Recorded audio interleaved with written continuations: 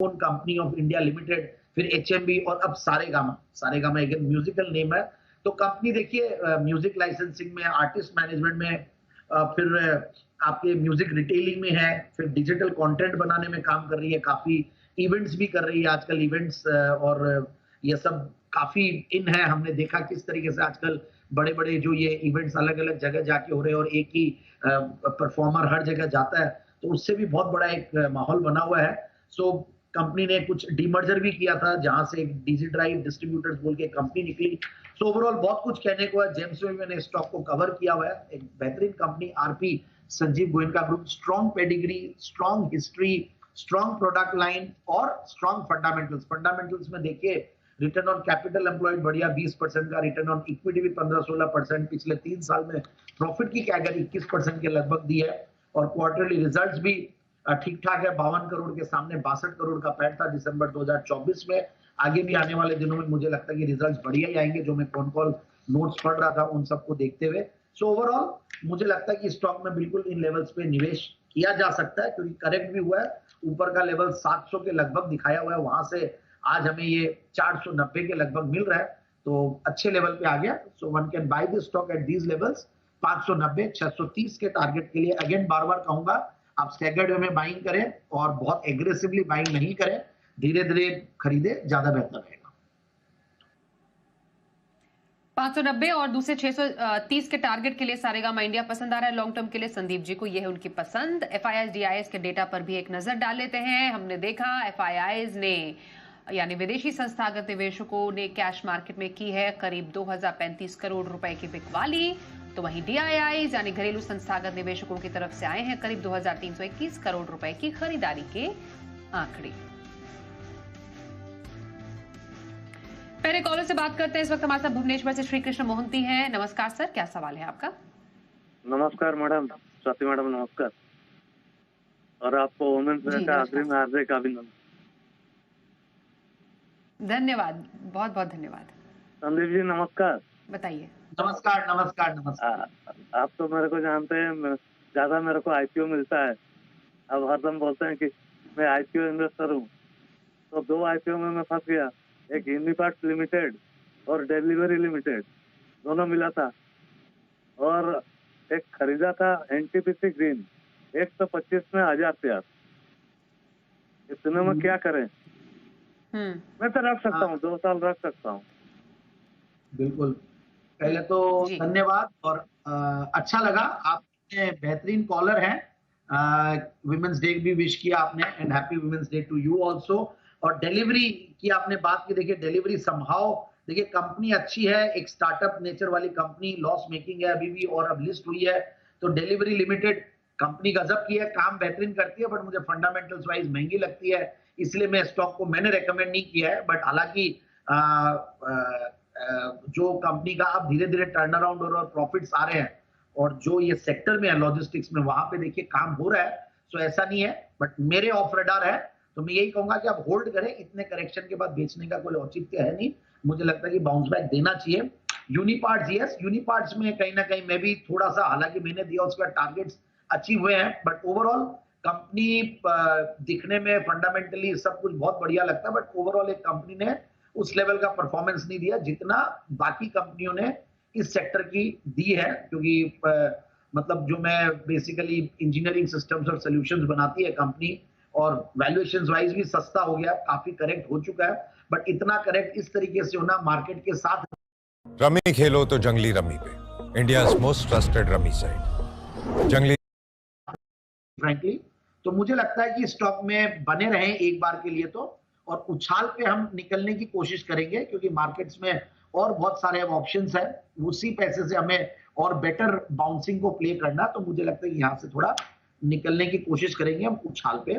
और दूसरा NTPC green की इन्होंने बात की है, तो एनटीपीसी ग्रीन देखिए मुझे समाओ मतलब वैल्यूएशंस वाइज अभी भी थोड़ा महंगा ही लगता है, बट ये जरूर है कि करेक्शन हो चुका, तो अगेन यहाँ पे एक बार मैं बोलूंगा कि आप होल्ड करें, क्योंकि ग्रीन थीम वैसे ही चल रही है, और एनटीपीसी की पेरेंटेज है, तो वहां कोई वैसे डर नहीं है, और थोड़ा सा इनको समय देना पड़ेगा, जो आपने बोला भी है बखूबी कि मुझे समय देने में कहीं कोई दिक्कत नहीं है, तो आपको समय देना पड़ेगा इसको।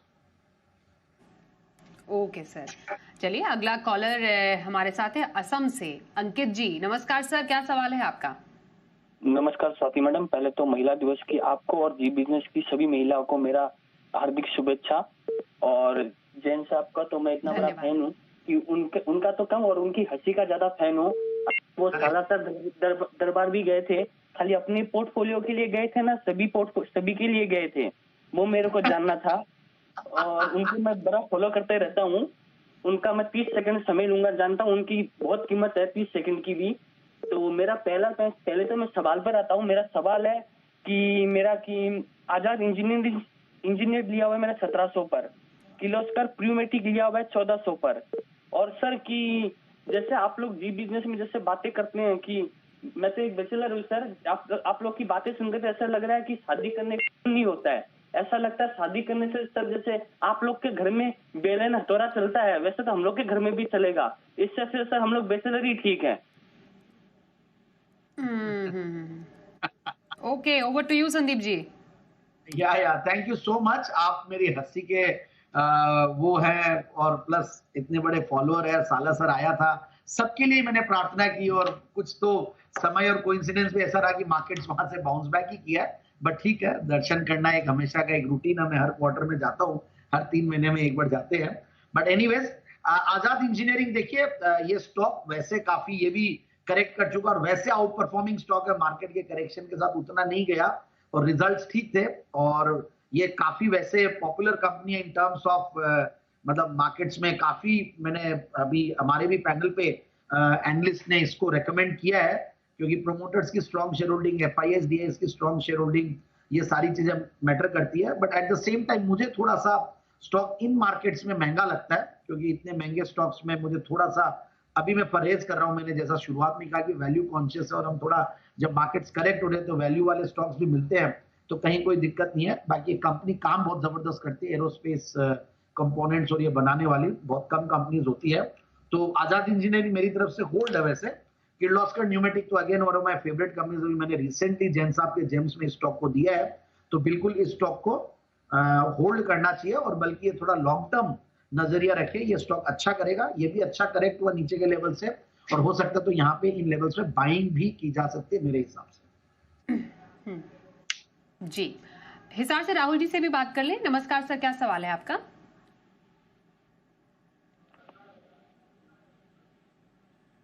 हेलो जी राहुल जी, सवाल पूछिए। मैडम, मेरे को पूछिए सर सवाल। BSC का जाना था, मैंने 200 शेयर लिए हुए हैं 698 में। और ओके, कब तक के लिए? हाँ जी, लॉन्ग टर्म के लिए। हाँ, अगला शेयर बताइए प्लीज। और गुड से लिया मैंने 50 शेयर 3200 में, लॉन्ग टर्म के लिए जानना है। और ओके, ठीक है। BSE से शुरुआत करते हैं। लॉन्ग टर्म के लिए क्या व्यू बन पा रहा है? हाँ देखिए, BSE भी काफी करेक्ट हो चुका है। हालांकि देखिए चला भी था, मतलब 600 रुपए के लेवल से ये नॉन स्टॉप चला है और वहां से आज इन लेवल्स पे है। बट अपने आप में ये एक अच्छा सपोर्ट लेता हुआ दिख रहा है। 200 डेमास के आसपास भी फंडामेंटल्स बहुत बढ़िया थे, बढ़िया भी रहेंगे। बट ये जरूर है कि भी इन दिनों में जो वॉल्यूम्स में डिप आया है फ्यूचर्स के वॉल्यूम में, और ये कंपनी और कैश मार्केट के वॉल्यूम से भी इवन डिप आया, one of the worst periods अभी हमने पिछले 4-5 महीनों में देखा। तो उसकी वजह से अभी इनके रेवेन्यूज में फर्क पड़ेगा, ऐसा हमारा मानना है। Because as a broker we can also, हम इसी इकोसिस्टम के पार्ट है, तो हमें दिखता है चैनल चेक एक तरीके से हम ही देखते हैं, समझ में आता है कि मार्केट्स में वॉल्यूम के डिप की वजह से एक्सचेंजेस पे भी इंपैक्ट पड़ेगा। तो आने वाले दिनों में रेवेन्यूज नहीं रहेंगे, उसके एंटिसिपेशन में काफी करेक्ट हो चुका है। और ऊपर का लेवल बहुत स्ट्रॉन्ग था। अभी FNO में स्टॉक आया, उसके बाद भी काफी चला। 6200 के लेवल से आज 4200 के लेवल्स के आसपास है। मेरे हिसाब से इसको होल्ड कीजिए, कहीं कोई दिक्कत नहीं है। बल्कि मैं ये कहूंगा कि अगर और करेक्ट होता है तो 3500 और 3000 की रेंज में अगर पहुंचता है, खुदा ना करे ऐसा हो, भगवान ना करे ऐसा हो, करेक्ट करे, हो सकता है यहाँ से बाउंस ही हो। बट ये अगर करेक्ट होता है मार्केट्स का, कोई कह नहीं सकते, और रिजल्ट्स पे ओवर रिएक्शन भी हो सकता है, तो नीचे आए तो इसको ग्रैब करना है। मुझे ऐसा लगता है it's a fantastic story, long term story. फिर NSE का भी IPO आना है और इस इकोसिस्टम के और भी IPOs आएंगे, तो सबके रिवैल्यूएशन होता है। दूसरा गॉडफ्रे फिलिप्स, मैंने वेरी रिसेंटली इसको जेम्स में कवर किया है। जबरदस्त कंपनी है, इन लोग की कॉन्फेक्शनरी में भी अच्छी अभी इन्होंने एंट्री ली है। 24/7 रिटेल स्टोर्स है। बाकी तो हमने मार्लबोरो और ये सब देख ही रहे हैं, सिगरेट्स, और कुछ ये लोग आउटसोर्सिंग वो मैन्युफैक्चरिंग भी करते हैं। तो ओवरऑल मुझे लगता है कि गॉडफ्रे फिलिप्स इन लेवल्स पे ठीक है, बिल्कुल होल्ड करना चाहिए।